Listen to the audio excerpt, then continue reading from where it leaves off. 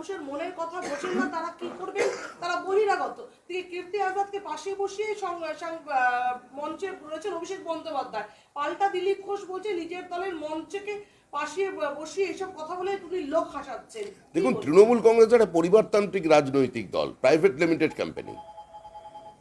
সুতরাং এখানে যারা থাকে তারা অধস্তন কর্মচারীর মতো থাকে। কীর্তি আজাদের যদি সামান্যতম আত্মসম্মান বোধ থাকতো, যদি কীর্তি আজাদের মেরুদণ্ড সোজা থাকতো, তাহলে কীর্তি আজাদ ওই মুহূর্তে মঞ্চ থেকে নেমে চলে যেতেন। আত্মসম্মান বিকিয়ে বারবার দল বদল করে ওখানে পৌঁছেছেন। অভিষেক বন্দ্যোপাধ্যায়ও জানেন যে এদের আসল স্তরটা কি, সেজন্য উনি জেনে বুঝেই ওনার অঙ্কটা, মানে ওনার হিসাবটা, ওনার স্তরটা ওনাকে বসিয়ে বুঝিয়ে দিয়েছেন। কীর্তি আজাদ আজকে মন্তব্য করেছেন দিলীপ ঘোষ সম্পর্কে এবং ওখানে বলেছেন যে উनको চুল্লু ঘাট পানি মে ডুব মারনা চাইয়ে। মমতা বন্দ্যোপাধ্যায় সম্পর্কে দিলীপ ঘোষ যা যা মন্তব্য করছেন সেই প্রসঙ্গে তিনি বলেছেন। লাজুক এটাও বলেছেন যে পাগলাগারোতে ওনার পাগলের ডাক্তার দেখানো উচিত, যদি কেউ দলের কেউ না নিয়ে যায় তাহলে আমি নিয়ে যেতাম, মানে আমাকে বলুন আমি নিয়ে যাব। দেখুন, দিলীপ ঘোষের স্ট্রাইক রেট বীরেন্দ্র সাহবাগের থেকে বেশি। কীর্তি আজাদের যদি কোনো আত্মমর্যাদা থাকতো, তাহলে অভিষেক বন্দ্যোপাধ্যায় ওনাকে মঞ্চে বসিয়ে যখন বহিরাগত বক্তৃতা দিচ্ছিলেন, তারপরে ওর মঞ্চ থেকে নেমে যাওয়া উচিত ছিল। এখন যা পরিস্থিতি দাঁড়িয়েছে, ওর তো কচু গাছে গলায় দড়ি দেওয়ার উচিত। এটা বহিরাগত। পশ্চিমবঙ্গ সম্পর্কে তিনি কিছু জানেন না, যে তৃণমূল বলে থাকে। আজকে কীর্তি আজাদও সেই, যার সম্পর্কে মন্তব্য করছেন তিনি পশ্চিমবঙ্গের সন্তান, তিনি এই মাটিতে জন্মগ্রহণ করেছেন এবং সারা জীবন সমাজের কাজে নিজের জীবনকে দিয়েছেন এবং এখনো পর্যন্ত কোনো নির্বাচনে পরাজিত হননি। কীর্তি আজাদ এই কথা বলে দিলীপ ঘোষের জয়ের ব্যবধানটা আরো বাড়িয়ে দিলেন।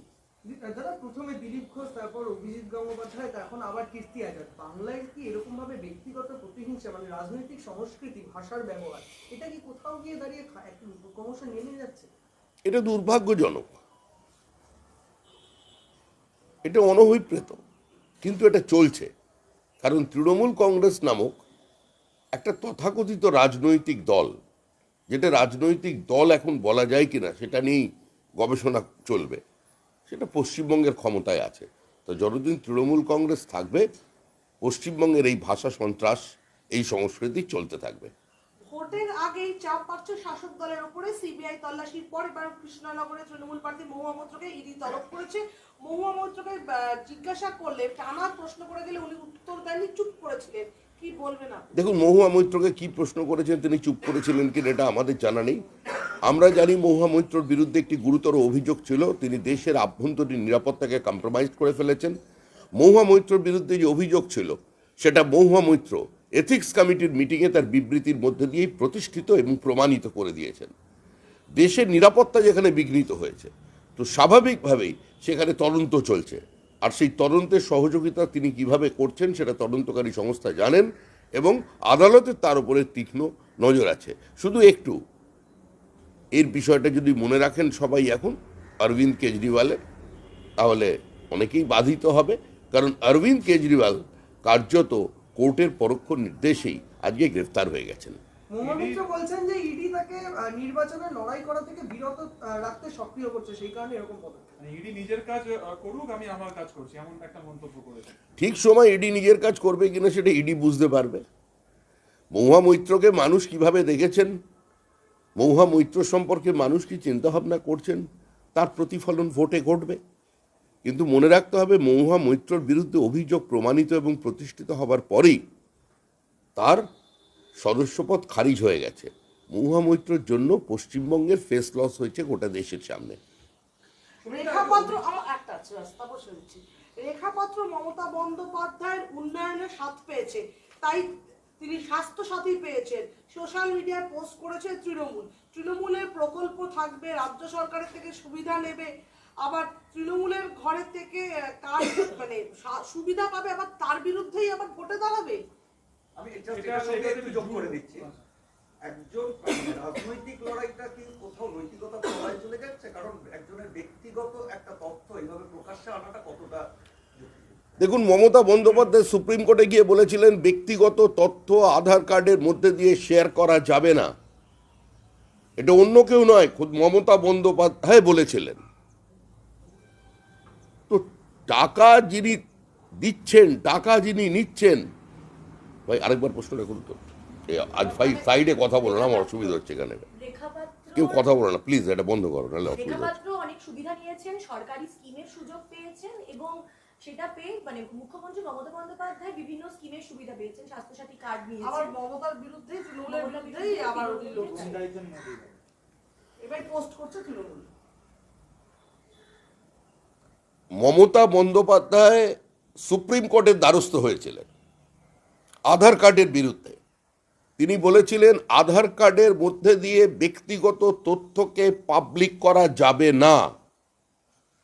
মমতা বন্দ্যোপাধ্যায় দলের একজন নেত্রী প্রকাশ্যে বিবৃতি দিয়েছেন, যতক্ষণ না পর্যন্ত রেপের ভিডিও ফুটেজ পাওয়া যাচ্ছে ততক্ষণ সেটাকে ধর্ষণ বলেছে, হয়েছে বা রেপ হয়েছে আমরা মানতে নারাজ। এটার নামই হচ্ছে তৃণমূল কংগ্রেস। আজকে যারা তার ব্যক্তিগত তথ্যকে সামনে নিয়ে আসছে তাদের বিরুদ্ধে তো দৃষ্টান্তমূলক আইনানুগ ব্যবস্থা নেওয়া হতে পারে। আর দুই, তিনি যে সুবিধা নিয়েছেন সেটা তৃণমূল কংগ্রেসের ফান্ডের টাকা নেননি, কারোর পৈতৃক সম্পত্তি নয়, মানুষের টাকা প্রত্যক্ষ এবং পরোক্ষ করের মধ্যে দিয়ে রাজ্যের কোষাগারে জমা হয়েছে। এই টাকার উপরে মমতা বন্দ্যোপাধ্যায়ের যা অধিকার আছে সেই অধিকার রেখা পাত্রর আছে। দয়া করছেন না, সর্বনাশ করছেন মানুষকে। 1000 টাকা করে দিচ্ছেন। একবার প্রশ্ন করেছেন কেউ যে সন্দেশখালিতে কোনো মানুষ যদি অসুস্থ হয় হসপিটাল কোথায়? কার্যত একটা, কাউকে 2টো, কাউকে 3টে নদী পেরিয়ে ধামাখালি পৌঁছতে হবে, ওখান থেকে বসিরহাট হসপিটাল। সন্ধ্যা 6টার পর জীবনদায়ী কোনো ওষুধ পাবে না, এক্স রে পর্যন্ত হয় না সন্ধ্যা 6টার পরে, কলকাতায় রেফার করে দেয়।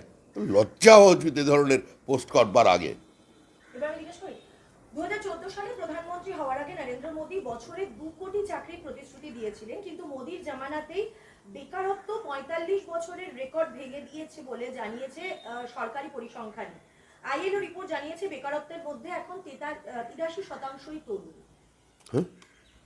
বেকারত্বের যে দেখুন, সারা পৃথিবীর অর্থনীতিবিদদের কাছে এটা একটা একাডেমিক চ্যালেঞ্জ এবং অ্যাডমিনিস্ট্রেটর বা পলিটিশিয়ানদের কাছে এটা একটা অ্যাডমিনিস্ট্রেটিভ চ্যালেঞ্জ।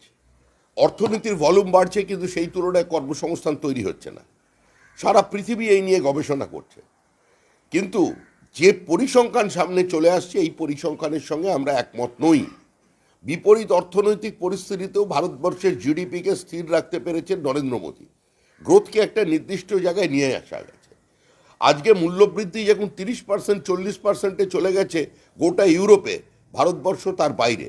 সারা পৃথিবীর অর্থনৈতিক সংস্থা বলছে একমাত্র আশার আলো, সূর্য কিরণ যদি কোথাও থেকে থাকে সেটার নাম ভারতবর্ষ। আমরা বলিনি এ কথা, দেশের প্রধানমন্ত্রী দাবি করেননি যে সমস্ত সমস্যার সমাধান হয়ে গেছে, কিন্তু এটা ঠিকই এই পরিস্থিতির মধ্যে সারা পৃথিবী জুড়ে যে সরকারগুলো চেষ্টা করছে তার মধ্যে 1 নম্বরে আছেন নরেন্দ্র মোদী। 24-এর লড়াইয়ে মহিলা ভোট ধরে রাখতে তৎপর তৃণমূল। মহিলাদের জন্য মমতা সরকারের প্রকল্প নিয়ে প্রচার। সন্দেশখালীর ঘটনার পরে কি মহিলাদের প্রচারে বাড়তি গুরুত্ব দিচ্ছে তৃণমূল? দেখুন, তৃণমূল কংগ্রেস মহিলাদের বা পুরুষদের ভোটার হিসেবে চিহ্নিত করে। তারা মানুষকে পণ্য বানিয়ে নিয়েছে। তারা মনে করে মানুষের ভোটাধিকার, মানুষের মতামতকে সামান্য 1000 টাকায় কিনে ফেলা যাবে। সন্দেশখালীর যে মানুষরা, মহিলারা রাস্তায় নেমে ঝাঁটা নিয়ে, বাঁশ নিয়ে বিক্ষোভ দেখিয়েছেন, তারা প্রতি মাসে 1000 টাকা করে রাজ্য সরকারের এই অনুদান পায়। এটা তাদের টাকা তারা পায়, তৃণমূল কংগ্রেসের টাকা পায় না, কারোর পৈতৃক সম্পত্তির টাকা পায় না। এই রাজ্যটা কারোর জমিদারি নয়। কেউ কেউ মনে করেছেন এই রাজ্যটা তাদের জমিদারি বা তাদের রাজতন্ত্রের অংশ, কিন্তু সেটা নয়। আর এভাবে মানুষের ভোট ধরে রাখা যায় না। মহিলারা সঙ্গবদ্ধ তৃণমূলের বিসর্জন দেওয়ার জন্য। অভিষেক বন্দ্যোপাধ্যায় একটি কর্মী সভায়, তার ডায়মন্ড হারবারে কর্মী সভায় রীতিমতো কর্পোরেট কায়দায় বিভিন্ন বিধানসভা কেন্দ্র ধরে ধরে টার্গেট বেঁধে দিয়েছেন। এত মার্জিন, কোথাও কি মানে তার নিজের ইয়ের উপরে কোথাও আস্থা হারাচ্ছে, সেই জন্য মানে নিজের জয়ের জায়গায়? দেখুন, তৃণমূল কংগ্রেস কিভাবে নির্বাচন লড়বে, কোন টার্গেট সেট করবে, এটা সম্পূর্ণ তৃণমূল কংগ্রেসের বিষয়। তৃণমূল কংগ্রেসের রাজনীতি হচ্ছে কুৎসার রাজনীতি, অপপ্রচারের রাজনীতি, মানুষকে বিভ্রান্ত করার রাজনীতি, হিন্দু মুসলমানের নামে সমাজকে ভাঙার রাজনীতি। আমাদের নির্দিষ্ট লক্ষ্য আছে, নেতা আছে, প্রধানমন্ত্রী আমাদের দল থেকে হবে এটাও নিশ্চিত, এবং তিনি নরেন্দ্র মোদী। সুতরাং আমাদের কর্মসূচি নিয়ে, আমাদের এজেন্ডা নিয়ে আমরা আছি। তৃণমূল কি করছে সেটা দেখবার আমাদের সময় নেই। তিনি কর্মীদের বলছেন উন্নয়নের বার্তা মানুষের কাছে পৌঁছাচ্ছে না কেন, না পারলে আপনারা সরে দাঁড়ান। তিনি কর্মীদেরকে বার্তা হতাশা এবং আতঙ্ক থেকে কথা বলছেন। তৃণমূল কংগ্রেসের কর্মীরা হতোদ্যম হয়ে গেছে, প্রত্যেকেই জানেন পরাজয় নিশ্চিত, এবং কোন নেতার সঙ্গে থাকবো, কোন নেতা কখন ঢুকে পড়বে, কোন জেলে, সেটা তো বোঝার অপেক্ষায় নেই। সেজন্য সবাই দূরত্ব মেনটেন করছেন, এবং তৃণমূল কংগ্রেসকে চিনে ফেলেছে। সেজন্য তৃণমূলের কর্মীরা সরছে। নির্বাচনের ঠিক মুখে আধিকারিকের দপ্তর থেকে এখনো পর্যন্ত বলা হয়েছে রাজ্য ও কেন্দ্রের 22টি এজেন্সি বিভিন্ন জায়গায় তল্লাশি অভিযান চালিয়ে এখনো পর্যন্ত 6,95,00,000 টাকা উদ্ধার করেছে। আরেকবার, রাজ্যের মুখ্য নির্বাচনী আধিকারিকের দপ্তর থেকে বলা হয়েছে রাজ্য ও কেন্দ্রের 22টি এজেন্সি বিভিন্ন জায়গায় তল্লাশি চালিয়ে 6,95,00,000 টাকা এখনো পর্যন্ত উদ্ধার করেছে। ভোটের আগে এই যে এত কালো টাকা উদ্ধার, কি বলবেন? আরো বেশি টাকা উদ্ধার হবে। তদন্ত ঠিকঠাক করে চললে টাকার অঙ্ক আরো বাড়বে। তৃণমূল কংগ্রেস মনে করছে টাকা ছড়িয়ে নির্বাচনে জিতবো। প্রচুর টাকা আছে তৃণমূল কংগ্রেসের কাছে। যদি রেশন কেলেঙ্কারির একটা সোর্স দিয়ে ফরেক্স কোম্পানির মধ্যে দিয়ে 20,000 কোটি টাকা বিদেশে রপ্তানি করে দেওয়া যায়, তাহলে কত টাকা তৃণমূল মালিক সেটা বোঝাই সহজে অনুমেয়। বাঁকুড়া তৃণমূল প্রার্থী অরূপ চক্রবর্তী বলছেন অন্তর্দ্বন্দ্ব বন্ধ করা উচিত, দল বিপাকে পড়ছে, অর্থাৎ গোষ্ঠীদ্বন্দ্বে ভুগছে দল। বাঁকুড়া তৃণমূল প্রার্থী অরূপ চক্রবর্তী বলছেন অন্তর্দ্বন্দ্ব বন্ধ করা দরকার। ওটা ওদের পারিবারিক বিষয়, অন্যের পারিবারিক বিষয়ে, অন্যের বসার ঘরে, অন্যের রান্নাঘরে, অন্যের শোবার ঘরে কি কোথায় কি হচ্ছে ওগুলো দিয়ে জানলা দিয়ে উকি মারার অভ্যাস আমাদের নেই। পারিবারিক ব্যাপার মিশিয়ে নেবে। বলছে দল মুমূর্ষ অবস্থায় প্রয়োজনে বিক্ষুব্ধদের পায়ে ধরে ক্ষমা চাইবেন। দলীয় কর্মীদের বার্তা বাঁকুড়ার তৃণমূল প্রার্থী লড়াইয়ের আগে হার মেনে নিন।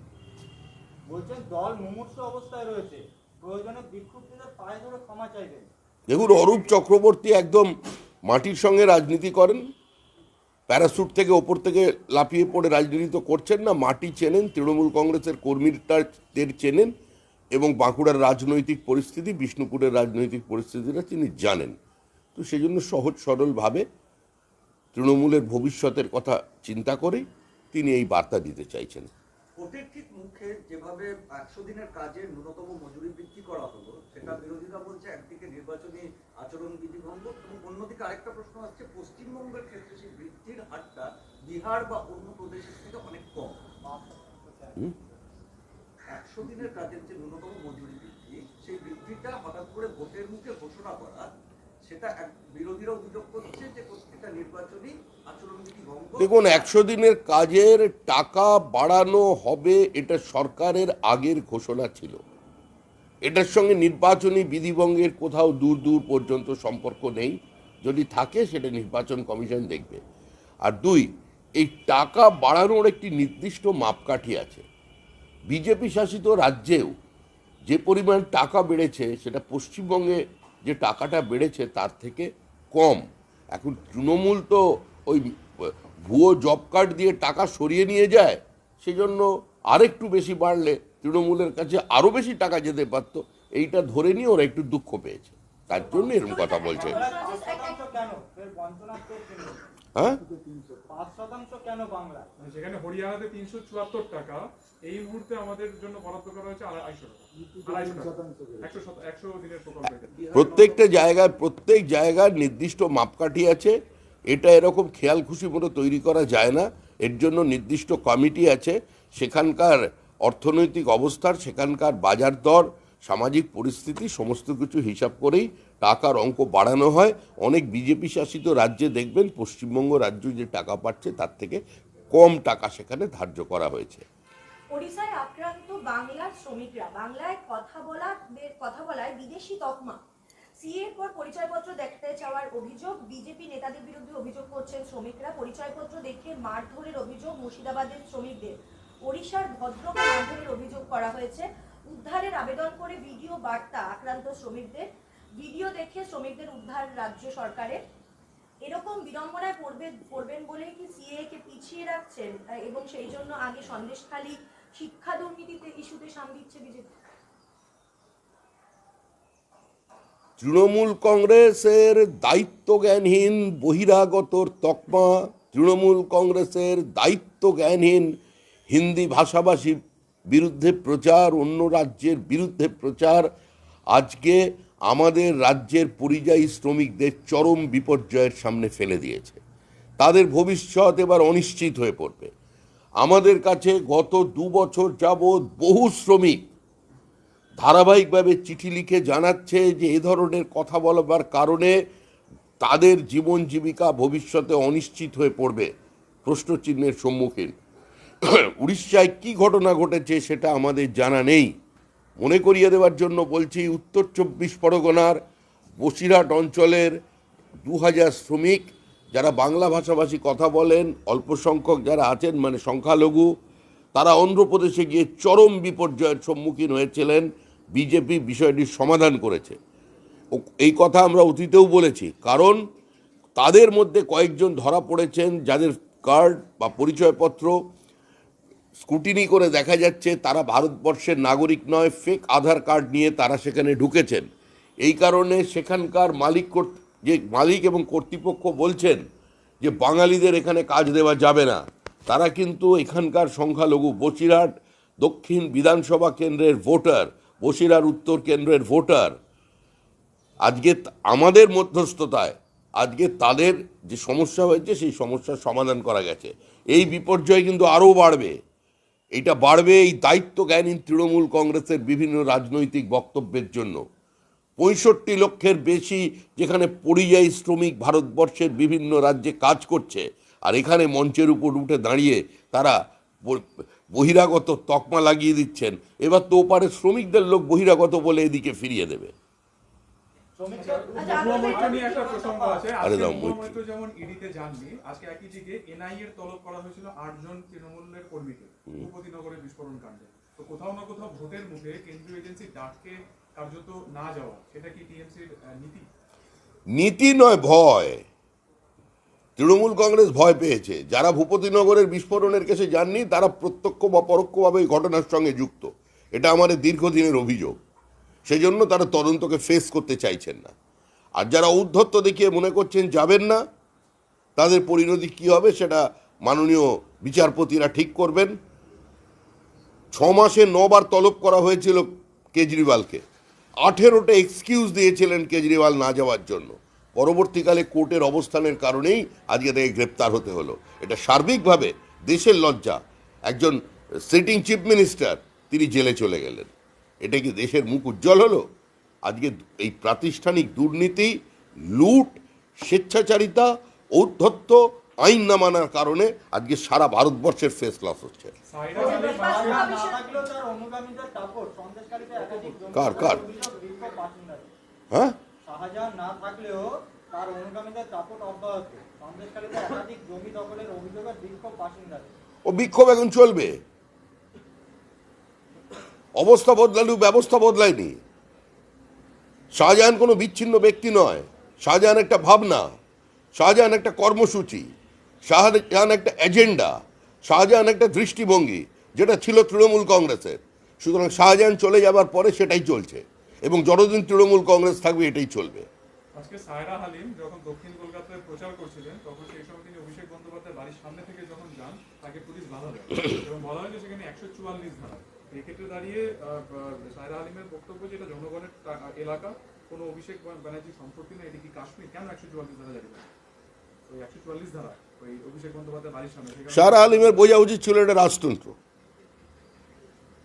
ওনার বোঝা উচিত ছিল যে এটা রাজতন্ত্র, ওখান দিয়ে যাওয়া যাবে না। ওনার এটা বোঝা উচিত ছিল যে 144 ধারা জারি থাকা সত্ত্বেও রাজভবনের সামনে মঞ্চ বেঁধে সভা তিনি করতে পারেন। তো স্বাভাবিকভাবেই এই ক্ষমতা যার আছে তার বাড়ির সামনে দিয়ে কেউ মিছিল করে যেতে পারবেন না। ব্যবস্থা পুলিশ করে দিচ্ছে। আর পুলিশ তো আলাদা কিছু নয়, পুলিশ হচ্ছে তৃণমূলেরই অঙ্গ। প্রশাসন আর শাসক দল আলাদা কোনো অস্তিত্ব নেই। হট করে মারার দিলীপ ঘোষ ইলেকশন কমিশনকে মেষমশাই বলে মন্তব্য করেন এবং যে মন্তব্যকে ঘিরে বিতর্কের দানা বেঁধেছে। কি বলবেন? এটা আমি আরেকটু এটাতে অ্যাড করে দিচ্ছি। নির্বাচন কমিশনকে মেশো বললেন দিলীপ ঘোষ। উনি বলেছেন আজকে যে কি এমন হয়ে গেছে যে তৃণমূলের 10 জন মেশোর বাড়ি দৌড়চ্ছেন। আমরা তো মেশোমশাইয়ের কাছে গিয়ে বলি না কান মুলে দিন, ময়দানে নেমে লড়াই করতে পারছো না, আজকে রাস্তায় পারছো না রাজনীতি করতে, তাই নির্বাচন কমিশনে যেতে হচ্ছে। আরে রাজনীতিতে রসকস থাকবে না, রাজনীতিতে আনন্দ থাকবে না। তার কোনোদিন কেউ এসে বলবেন যে সাংবাদিকদের বলবেন কোনো কার্টুন চলবে না, কোনো ব্যঙ্গচিত্র আঁকা যাবে না, কত মিষ্টি করে যে একটা লোক কথা বলেছেন, তোমরা রাস্তায় ডাকো না মাসিমা মেসমশাই বলো না, এ কি এটা বলা, এটা নিয়েও রাজনীতি করতে হবে? 2 সপ্তাহ 350 ঘন্টা পার, আবাস এবং 100 দিনের কাজে বরাদ্দ নিয়ে শ্বেতপত্র কই? বিজেপি এখনো চ্যালেঞ্জ গ্রহণে এগিয়ে এলো না, এক্স হ্যান্ডেলে তোপ অভিষেকে। 2 সপ্তাহ 350 ঘন্টা পার, আবাস এবং 100 দিনের কাজে বরাদ্দ নিয়ে শ্বেতপত্র কই? বিজেপি এখনো চ্যালেঞ্জ গ্রহণে এগিয়ে এলো না, এক্স হ্যান্ডেলে তোপ অভিষেক বন্দ্যোপাধ্যায়। আয়নার সামনে দাঁড়িয়ে নিজেকেই চ্যালেঞ্জ করুন না, ফাঁকা আকাশের দিকে দাঁড়িয়ে চ্যালেঞ্জ করছেন। কাকে চ্যালেঞ্জ করছেন? দুবারের প্রধানমন্ত্রী তৃতীয়বার হতে চলেছেন, আর তৃণমূলকে ধূলিসাৎ করে হতে চলেছেন। চ্যালেঞ্জ করলেই তার কাছে পৌঁছে যেতে হবে, এ তো অদ্ভুত ব্যাপার। পাড়ার গলির ক্রিকেটার এখন যদি সচিন তেন্ডুলকারকে চ্যালেঞ্জ করে কি করে চলবে? এ হয় নাকি? আচ্ছা, আজকে দেখা গেছে অভিজিৎ গঙ্গোপাধ্যায় আবারও একটি বিতর্ক সামনে এসেছে। এবারও মন্তব্যে নিশানায় মমতা বন্দ্যোপাধ্যায়। অভিজিৎ গঙ্গোপাধ্যায় তার একটি বক্তব্য এক্স হ্যান্ডেলে পোস্ট করেছে তৃণমূল। সেখানে বিজেপি প্রার্থীর তরফ থেকে আক্রমণাত্মক করা হয়েছে, যে মুখ্যমন্ত্রীর মৃত্যু নিয়ে বক্তব্য করা হয়েছে। তৃণমূল অত্যন্ত, দেখুন, তৃণমূল কংগ্রেস হারার আগে হার মেনে গেছে। তৃণমূল কংগ্রেস পরাজিত হওয়ার আগে পরাজয় স্বীকার করে নিয়েছে। তৃণমূল কংগ্রেসের এ ধরনের বক্তব্য অভিজিৎ গঙ্গোপাধ্যায়ের ভোটের ব্যবধান আরও বাড়িয়ে দেবে। অভিজিৎ গঙ্গোপাধ্যায় যেটা বলেছেন সেটা বলেছেন মমতা বন্দ্যোপাধ্যায়ের রাজনৈতিক মৃত্যু। মমতা বন্দ্যোপাধ্যায় অতীতে মৃত্যু ঘণ্টা বাজিয়ে দিয়েছিলেন ব্রিগেডে, তাহলে কি মমতা বন্দ্যোপাধ্যায় জ্যোতি বসুর মৃত্যু কামনা করেছিলেন? এই ধরনের বালখিল্য আচরণ একটা রাজনৈতিক দলের থেকে, যারা তৃতীয়বারের জন্য রাজ্যে ক্ষমতায় আছেন, যে দলের নেত্রী মুখ্যমন্ত্রী পদপ্রার্থী, কিছুদিনের মধ্যেই এই দেশে যা সরকার তৈরি হতে চলেছে, তারা এই ধরনের কথাবার্তা বলছে। এ তো পৃথিবীর অন্যান্য দেশের লোকেরা শুনে হাসবে। এ কি? আর তো কয়েকটা দিন, তারপরেই তো নরেন্দ্র মোদীর চিরবিদায়। তৃণমূলের সরকার ভাবা যায়? লাল কেল্লায় নীল সাদা রং হয়ে যাবে, আর সব তৈরি। বরানগরে কাল ভোট নির্বাচনের ঘোষণা হয়েছে, তারপরে বিজেপি প্রার্থীর তালিকা ঘোষণা হয়েছে। তৃণমূল একটা জল্পনা চলছে সায়ন্তিকা প্রার্থী হবে। তারপরেই দেখা যাচ্ছে বরানগরে তৃণমূল কর্মী এবং সোশ্যাল মিডিয়াতে বিভিন্ন শ্রেণীর মানুষ বলছে, আমরা কোনো সেলিব্রিটি, কোনো অভিনেতা অভিনেত্রী চাই না, আমরা চাই একজন রাজনৈতিক ব্যক্তিত্ব যার সঙ্গে আমরা যাকে সঙ্গে নিয়ে আমরা লড়তে পারি। এটা তৃণমূলের ব্যাপার, এ নিয়ে আমরা কেন কথা বলতে যাব বলুন? তৃণমূলের রাজনীতি, তৃণমূলের প্রার্থী তৃণমূল ঠিক করবে। তৃণমূলের কোন তরকারিতে ঝাল বেশি হবে আর কোন মাংসই মিষ্টি দেবে, কিন্তু তৃণমূল কংগ্রেস জানে। আমরা তো ওদের বাড়িতে যাচ্ছি না, ওরা ওদের নিয়ে সন্তুষ্ট থাকুন। আমাদের প্রার্থী সজল ঘোষ যে ব্যবধানে ওখানে তৃণমূল প্রার্থী, এখন যিনি তৃণমূল থেকে বিদায় নিয়েছেন, তিনি জিতেছিলেন, সেই মার্জিনে জয়ী হবেন। একটু অ্যাড করছি, সেটা হচ্ছে শান্তনু সেনের একটা জল্পনা আসছে যে তিনি টিকিট পাবেন না বরানগরে। তিনি আজকে একটু বেসুরো হয়ে বা ক্ষোভ প্রকাশ করে বলেছেন যেটা, যে কোনো নির্বাচনই হালকাভাবে নেওয়া উচিত নয়। রাজনৈতিক সহযোদ্ধারা রাজনৈতিক কর্মীকে পাশে পেলে খুশি হতেন, কারণ এই যে সেলিব্রিটি কেউ দাঁড়াতে পারে, এই জল্পনা থেকে তিনি আজকে বেসুরো মন্তব্য করেছেন। দেখুন, তৃণমূল ভিন্ন রাজনৈতিক দল, এই মুহূর্তে বিজেপিকে তারা উৎখাত করবার জন্য মানুষের সামনে ডাক দিয়েছেন, কিন্তু তৃণমূল কংগ্রেস বিভ্রান্ত, তাদের প্রার্থীকে ঠিক করতে পারছে না। সজল ঘোষের নাম প্রকাশের পরেই তৃণমূল কংগ্রেস কার্যত হতাশা এবং আতঙ্কে ভুগছে। সেজন্য তাদের দলের মধ্যে একটা অন্তর্দ্বন্দ্ব শুরু হয়ে গেছে এবং তারা এই ধরনের বক্তব্য রাখছেন। আপনাদের এই একের পর এক মন্তব্য, এই কখনো দিলীপ ঘোষ, কখনো অভিজিৎ গঙ্গোপাধ্যায় এই যে মন্তব্য করছেন মমতা বন্দ্যোপাধ্যায়ের বিরুদ্ধে, এগুলো কি কোথাও গিয়ে একটা আপনাদের বিজেপি বিড়ম্বনা বাড়িয়ে দিচ্ছে? না, বিড়ম্বনা বাড়ানোর প্রশ্ন নেই। দিলীপ ঘোষ আগেও একটি মন্তব্য করেছিলেন, সেই মন্তব্য নিয়ে পার্টি তাকে জানতে চেয়েছিলেন এবং ওটি প্লিজ পার্টি তাদের কাজ করেছে, নির্বাচন কমিশনের কাজ করেছে। দিলীপ ঘোষ বলেছেন যে তিনি যে স্পিরিটে কথাটা বলেছিলেন সেখান থেকে তিনি সরে আসছেন না। মুখ্যমন্ত্রীর কীর্তি পরিচয় বা মুখ্যমন্ত্রীকে অসম্মান করা, ব্যক্তিগত স্তরে আক্রমণ করার কোনো ইচ্ছা দিলীপ ঘোষের নেই।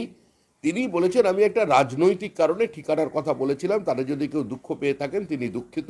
পার্টিও বলেছেন, পার্টির তরফ থেকেও বলা হয়েছে, আমিও বলছি যে এটা যদি কারোর ভাবাবেগে আঘাত লাগে, কেউ যদি এতে আহত হন মানসিকভাবে, আমরা দুঃখ প্রকাশ করছি। কিন্তু প্রশ্ন হচ্ছে যেভাবে এই ঘটনা নিয়ে বারংবার তৃণমূলের তরফ থেকে আক্রমণ চলছে এবং একই ঘটনার বারবার উচ্চারণ করা হচ্ছে, এতে মুখ্যমন্ত্রীর রাজনৈতিক উচ্চতার সঙ্গে তৃণমূল সুবিচার করছে না। আজও যেভাবে জাস্টিস গাঙ্গুলির বক্তব্যকে কেন্দ্র করে মমতা বন্দ্যোপাধ্যায়ের মৃত্যু কামনা বলে নামিয়ে দেওয়া হয়েছে, এরা কার্যত মমতা বন্দ্যোপাধ্যায়েরই সম্মানহানি করছে, তার উচ্চতার সঙ্গে সুবিচার করছে না এবং মমতা বন্দ্যোপাধ্যায়কেই কার্যত মানুষের সামনে আরো হেয় প্রতিপন্ন করছেন। নির্বাচন কমিশনকে মেশো দেখে কি ভিমরুলের চাকে ঢিল ছুড়লেন দিলীপ ঘোষ? নির্বাচন কমিশন যারা অলরেডি শোকজ করে রেখেছে তাদেরকেই আবার মেশো দেখে কি ভিমরুলের চাকে ঢিল ছুড়লেন দিলীপ ঘোষ? দেখুন, দিলীপ ঘোষকে খুব একটা বেশি ভীমরুল কামড়ানোর সাহস কেউ দেখাতে পারেনি। দিলীপ ঘোষ ভালোবেসে আদর করে ডেকেছেন, কাকে কিভাবে ডাকছেন, কোনোটা মজা করছে। প্রত্যেকটা রাজনীতিতেই ভোটের সময় অনেক ধরনের কথাবার্তা হয়, এটার মধ্যে তো কোনো অশালীন কিছু নেই, এটার মধ্যে কদর্য তো কোনো ব্যাপার নেই। মুখ্যমন্ত্রীর মুখ দিয়েই যে সমস্ত শব্দ মাঝে মধ্যে বেরিয়ে যায়, আপনারাই দেখান, প্রশ্নও করেন, তো সে সমস্ত থেকে তো বিজেপি অনেক দূরে আছে। সুতরাং এমন কোনো কথা দিলীপ ঘোষ বলেননি যে যেটাকে অশালীন বলে সমাজ প্রত্যাখ্যান করবে। বাদবাকি নির্বাচন কমিশনের যদি মনে হয় যে দিলীপ ঘোষ চরম অন্যায় করেছে, ব্যবস্থা নেবেন। গার্ডেন ব্রিজ আমরা সমস্ত কিছুর জন্য প্রস্তুত আছি। রেখা পাত্র এবং কৃষ্ণনগরের প্রার্থীকে প্রধানমন্ত্রীর যে ফোন, সেটা বিরোধীরা কটাক্ষ করছে একটা প্রচারের কৌশলের বাইরে আর কিচ্ছু নয়, প্রচারের কৌশল বা গিমিকের বাইরে কিছু নয়। বলবেন, তাদের এই অভিযোগ সন্দেশখালীবাসী শুনবে, পশ্চিমবঙ্গের প্রান্তিক মহিলারা তাদের এই অভিযোগটা শুনবেন, শুনে প্রত্যুত্তর যেটা দেবেন সেটা মানুষ করবে। এটা গণতন্ত্রের সবচেয়ে বড় উৎসব, মানুষকে মূর্খ মনে করার কোনো কারণ নেই, পশ্চিমবঙ্গের মানুষকে রাজনৈতিকভাবে অচেতন মনে করার কোনো কারণ নেই। ঠিক সময় মানুষ জবাব দিয়ে দেবে। এই প্রসঙ্গে বলি, মহামৈত্র অমৃতা রায়কে যে গতকালকে ফোন করেছিলেন প্রধানমন্ত্রী, এই কথোপকথনে একটা জায়গাতে বলেছেন যে সমাজ সংস্কারক হিসেবে তিনি কৃষ্ণচন্দ্র রায়ের কথা বলেছেন। তো মহামৈত্র আজকে সোশ্যাল মিডিয়াতে পোস্ট করে বলেছেন যে আরেকটু হোমওয়ার্ক করে আসতে পারতেন। রাজা রামমোহন রায় ছিলেন সমাজ সংস্কারক, কৃষ্ণচন্দ্র রায় উনি নিজে একটু হোমওয়ার্ক করুন, একটু কলোনিয়াল হ্যাংওভার থেকে মুক্ত হন। যে নদিয়ার মাটিতে দাঁড়িয়ে কথা বলছেন, সেই নদিয়াবাসীর কাছে একটু বেশি হলেও গ্রামের বৃদ্ধ মানুষজনের কাছে একটু মহারাজা কৃষ্ণচন্দ্র সম্পর্কে তার একটি গল্পগাথাগুলো শুনুন। মহারাজা কৃষ্ণচন্দ্রের যে সভা ছিল সেটা ভারত বিখ্যাত। তিনি জ্ঞান বিজ্ঞানকে উৎসাহিত করবার জন্য, তাদের প্রোৎসাহন দেওয়ার জন্য তিনি আজীবন চেষ্টা করে গেছেন। তার যে সভায় যত পণ্ডিতের সমাগম ছিল এবং সেই সময় বাংলায় যে জ্ঞানের উৎকর্ষতা যেখানে তিনি পৌঁছে দিয়েছিলেন, সেটা চিরদিন দৃষ্টান্ত হয়ে থাকবে। মহিলাদের বিভিন্ন শিক্ষা এগিয়ে আসবার জন্য রাজা কৃষ্ণচন্দ্র রায়ের নির্দিষ্ট ভূমিকা ছিল। উত্তর ভারতের বিভিন্ন পণ্ডিতকে ডেকে এনে বাংলার সঙ্গে তাদের তর্কযুদ্ধে অংশগ্রহণ করানো এবং তাকে সেখানে সমস্ত সমাজের মানুষকে এক জায়গায় নিয়ে আসার যে প্রয়াস কৃষ্ণচন্দ্র ছিল, সে সম্পর্কে তৃণমূল কংগ্রেসের একটু জানা দরকার, একটু বোঝা দরকার। কোন চক্রান্তে তিনি শিকার হয়েছিলেন। দুর্গাপুজো বন্ধ হয়ে গিয়েছিল, জগদ্ধাত্রী পুজো চালু হয়েছিল, সবাই তো ধুমধাম করে ঘট বিসর্জন করতে দেখেন, পেছনে যে চোখের জলের ইতিহাসটা কি, কৃষ্ণচন্দ্রের কি ভূমিকা ছিল, একবার এগুলো পড়াশুনো করুন, একটু জানুন। ওই ব্রিটিশের শেখানো আর নেহেরুর তৈরি করা বিকৃত ইতিহাস পড়ে এর থেকে বেশি কিছু বোঝা যায় না। যা বলেছেন নরেন্দ্র মোদী সচেতনভাবে বলেছেন। রাজা রামমোহনের কথা উনি বলেননি, উনি রাজা কৃষ্ণচন্দ্রের কথা বলেছেন। আর যে মাটিতে দাঁড়িয়ে কথা বলছেন, যে মাটিতে দাঁড়িয়ে নির্বাচনে প্রতিদ্বন্দ্বিতা করছেন, যদি রানী জ্যোতির্ময়ী না থাকতেন ওই রাজ পরিবারের, তাহলে ওটা পাকিস্তানের অংশ হতো। 18ই আগস্ট ওখানে স্বাধীনতার পতাকা ওঠে, তার আগে 15ই আগস্ট পাকিস্তানের পতাকা উঠেছিল। আর ভারতের পতাকা উড়েছিল ওখানে 18ই আগস্ট। সুতরাং সেই ভূমিকা ছিল জ্যোতির্ময়ী। আগে ইতিহাস জানুন, তারপরে মন্তব্য করবেন। নির্বাচনী বন্ড শুধু ভারতের নয়, সারা পৃথিবীর সবচেয়ে বড় দুর্নীতি। এই জন্য নরেন্দ্র মোদী সরকারকে ধুঁকতে হবে, এমনটাই মন্তব্য করেছে নির্মলা সীতারামনের স্বামী বিশিষ্ট অর্থনীতিবিদ পরাকালা প্রভাকর। তার দাবি এই নির্বাচনী বন্ড আগামী দিনে আরো বেশি করে প্রচারিত হবে। কোনটা? এই নির্বাচনী বন্ডের বিষয়টা তিনি যেটা বললেন। অর্থনীতিবিদ ওনার মতামত দিয়েছেন। In economics war 2 + 2 doesn't make 4 all the times. অর্থনীতিতে 2 2 4 হয় না। এতদিন তো ভারতবর্ষের সব অর্থনীতিবিদরা বড় বড় দেশ চালিয়েছিলেন। তারা কোথায় পৌঁছেছেন? নরেন্দ্র মোদীর নেতৃত্বে ভারতীয় অর্থনীতি কোথায় পৌঁছেছে? 12 নম্বর থেকে 11 নম্বরে গিয়েছিল, ঢাকঢোল পিটিয়ে কংগ্রেস প্রচার করেছিল দেশ এগিয়ে চলেছে। আর 10 বছরের মধ্যে 11 নম্বর থেকে 5 নম্বরে নিয়ে এসেছে নরেন্দ্র মোদী। সুতরাং এইসব যার কথা বলার, বিবৃতি দেবার বিবৃতি দেবেন। আমাদের সরকার যেদিকে চলছে সেদিকে চলবে। দেশের মানুষ যেটা ঠিক মনে করবেন, দেশের মানুষ যেটা উচিত মনে করবেন, তার হিসেবে সামনের নির্বাচনে ভোট দেবেন। গণতন্ত্র এটা, বুদ্ধগোল হবে না, রিগিং হবে না। পঞ্চায়েত নির্বাচনের মতো কোনো বিডিও নরেন্দ্র মোদীর হয়ে কাজ করবে না, আর কেউ ব্যালট পেপার খেয়ে ফেলবে না। ব্যালট পেপারটা খেতে পারতো, এখনো ইভিএম বক্সটা খাওয়ার টেকনিক পাননি তৃণমূল কংগ্রেস, ওই জন্য এত চিন্তা। নির্বাচন যত এগিয়ে আসছে গোটা রাজ্য জুড়ে ইডিসিবির পাশাপাশি আয়কর, এনআইএ এর মতো কেন্দ্রীয় এজেন্সির তৎপরতা দেখা যাচ্ছে এবং বিরোধীরা বলছে এটা এখানকার শাসন। আরে বাড়িতে বেআইনি টাকা ঢাকলে লোক তো ঢুকবেই। কেউ তো ভাই তোমার বাড়িতে গিয়ে ঢোকেনি, বুঝতে পারছো না কেন? এত ভয় কিসের? যেখানেই ইডি সিবিআই যাচ্ছে, কেন এত টাকা পাওয়া যাচ্ছে? দেশের মানুষের সম্পদ লুট করে হাজার হাজার কোটি টাকা সঞ্চয় করে ফেলেছে তৃণমূল কংগ্রেস। এখন এটা তারা মনে করছে তাদের রাজনৈতিক অধিকার, তৃতীয়বারের জন্য নির্বাচিত হয়েছে বলে। সুতরাং যাবে। রাজনৈতিক প্রতিহিংসা তো মহামান্য আদালত বলছে না। এই কথাই তো কেজরিওয়াল বলেছিলেন। এই কথাই তো কেজরিওয়াল দিল্লিতে গিয়ে বলেছিলেন, সিবিআই কোর্টে বলেছিলেন, এই কথাই পিএমএলএ কোর্টে বলেছিলেন, ডিভিশন বেঞ্চে বলেছিলেন, সুপ্রিম কোর্টে পর্যন্ত বলতে গিয়েছিলেন, কেউ শোনেনি। আজকে গার্ডেন ব্রিজের বিপজ্জনক একটি বাড়ির অংশ ভাঙার কাজ হচ্ছে, যেটার অর্ডার গত জুলাই মাসে হয়ে গেছে। এই ঘটনাটার পরে আজকে এটা ভাঙার কাজ শুরু হচ্ছে। কিন্তু এই যেখানে দাঁড়িয়ে আছেন, বাধা দিচ্ছে, তারা বলছে বাড়ির ভাঙা কোনো অতীত ছিল না, বেআইনিভাবে পুরসভা নাকি ভাঙছে। ওটা পুরসভা বুঝবে। কলকাতা শহরে এবং গার্ডেন ব্রিজ অঞ্চলে হাজার হাজার বেআইনি বাড়ি আছে, কত ভাঙবেন? সল্টলেকের বাইপাস, সেখানে তো বেআইনি নির্মাণ। ওয়েটল্যান্ডে একটার পর একটা কনস্ট্রাকশন করে গেছে তৃণমূল কংগ্রেস ভবনের পিছনে। কার ক্ষমতা আছে ভাঙবার? দিনের পর দিন এ ধরনের কাজ চলেছে। মেয়র বলছেন এটা সামাজিক অভিশাপ না সামাজিক ব্যাধি। মুখ্যমন্ত্রী বলছেন আমরা কঠোর ব্যবস্থা নিচ্ছি। এই তো কঠোর ব্যবস্থার নমুনা। এসব বাড়ি ভাঙতে গেলে তৃণমূল সরকারটাই চলে যাবে রাতারাতি, সেই ভয়ে ভাঙছে না। 8 মাস লাগলো একটা নির্দেশ কার্যকর হতে, 8 মাস লাগলো। একটা এই যে বাড়ি ভাঙার যে কাজ যে আজকে হচ্ছে, এটার অর্ডার জুলাই মাসে বেরিয়েছিল, তারপর এত বড় ঘটনা 12 জন মারা গেল। বিধাননগর কর্পোরেশন থেকে বাগুইহাটি থানাকে চিঠি দেওয়া হয়েছে যে পুকুর বুঝিয়ে অঙ্গনওয়াড়ি স্কুল তুলে দিয়ে একটা হাউসিং হচ্ছে আপনার বিধাননগরের সম্ভবত 25 নম্বর ওয়ার্ডে। অর্ডার পাস করছে কে? বিধাননগর কর্পোরেশন। কমপ্লাই করবার দায়িত্ব কার? বাগুইহাটি পুলিশ স্টেশনের। তাদের বৃদ্ধাঙ্গুষ্ঠ দেখি এখনো কাজ চলে যাচ্ছে, বন্ধ হয়নি। কার ক্ষমতা আছে বন্ধ করা?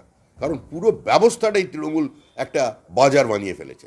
এই প্রসঙ্গে আজকে প্রেস ক্লাবে অবসরপ্রাপ্ত বিচারপতি অশোক গঙ্গোপাধ্যায়ের প্রেস কনফারেন্স ছিল, এবং তিনি যখন এই সমস্ত বিপজ্জনক বাড়ি নিয়ে প্রেস কনফারেন্স করছিলেন, এই প্রেস কনফারেন্স চলাকালীনই মেয়র তাকে ফোন করেন এবং তিনি বলেন যে তিনি সমস্ত চেষ্টা করছেন সবকিছু নিয়ন্ত্রণে রাখার।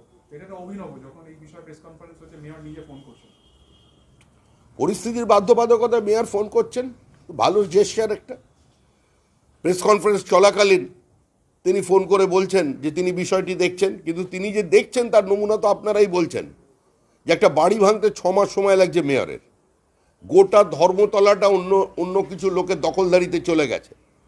100 বছরের পুরনো দোকান, ঐতিহ্যশালী দোকান, তাদের বিক্রি বন্ধ। সমস্ত ফুটপাত দখল করে নিয়েছে খিদিরপুর ওয়াটগঞ্জের কিছু লোকজন। এবার গড়িয়াহাট দখল করছে, এরপরে হাতিবাগানে ঢুকবে। গোটা ধর্মতলা মানুষ হাঁটতে পারছে না, একটার পর একটা বেআইনি দখলদারি হয়ে যাচ্ছে। পুকুর বোজানো চলছে, জলাশয় বোজানো চলছে। বিভিন্ন জায়গায় পিডাব্লিউডি জমি, রেলের খাল বুঝিয়ে তৃণমূল প্লট করে বিক্রি করে দিচ্ছে। কোথায় কোথায় ব্যবস্থা? একা মেয়র কি করবেন? মেয়র জানেন না এগুলো, না মুখ্যমন্ত্রী জানেন না? এটাই তৃণমূলের এজেন্ডা। লাস্ট প্রশ্ন আমার, পাহাড়ে প্রার্থী দিচ্ছে কংগ্রেস, উমেশ তামাং জয়েন করেছেন, এডওয়ার্ড ইন্ডিয়া জোটে জয়েন করেছেন, তাহলে তৃণমূল, বিজেপি, কংগ্রেস আর বিক্ষুব্ধ বিজেপি তরফে আপনার হচ্ছে বিষ্ণু শর্মা মিলিয়ে পাহাড়ে কিংবা চতুর্মুখী লড়াই? পাহাড়ে কংগ্রেস প্রার্থী দিচ্ছে। রাজু বিস্তা গতবারে যে ব্যবধানে জয়ী হয়েছিলেন তার থেকে 1 লক্ষ ভোট বেশি পেয়ে উনি জয়ী হবেন। কংগ্রেস এই মুহূর্তে প্রার্থী দিচ্ছে, এই কংগ্রেসের বিষয় নিয়ে কেউ খুব একটা চিন্তিত নয়।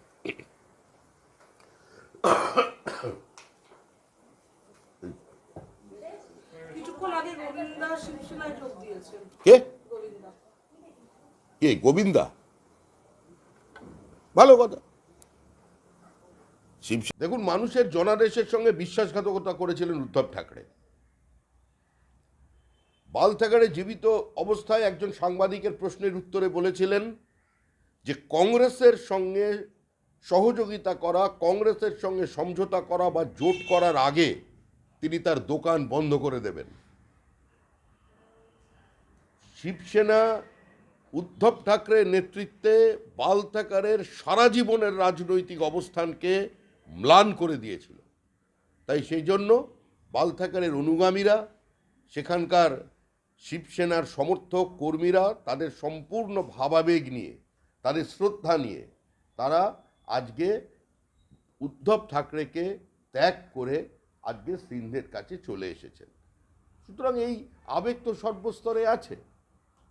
একজন ওইখানকার মহারাষ্ট্রবাসী হিসেবে গোবিন্দা জয়েন করেছেন, তাতে আমাদের জোট আরো শক্তিশালী হলো। আর এটা সারা দেশ জুড়ে চলছে, সকলেই জানেন ভোটের ফলাফলটা কি। সেজন্য সমস্ত জাহাজের মুখই এখন বিজেপির দিকে।